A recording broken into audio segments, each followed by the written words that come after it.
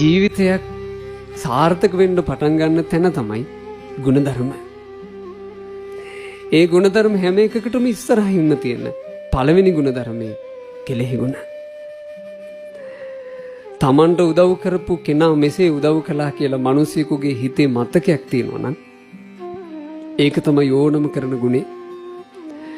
තමන්ට කිරිපෝපු අම්මා ගැන අම්මා නේද මට ජීවිතේ දුන්නේ කියලා මතකයක් තියෙනවා නම් ඒක සියලු ගුණධර්ම පටන් ගන්න තැන. තමන්ව පෝෂණය කරපු තමන්නේ තාත්තා ගැන අපේ තාත්තා නේද මාව පෝෂණය කළේ කියලා මතකයක් තියෙනවා නම් දරුවෙකුගේ හිතේ ඒක අනිත් හැම ගුණධර්මයක්ම පටන් ගන්න තැන. ඒ නිසා කෙලෙහි ගුණයට කියනවා හැම ගුණයට මුල් වන ගුණය කෙලෙහි ගුණයයි කියලා.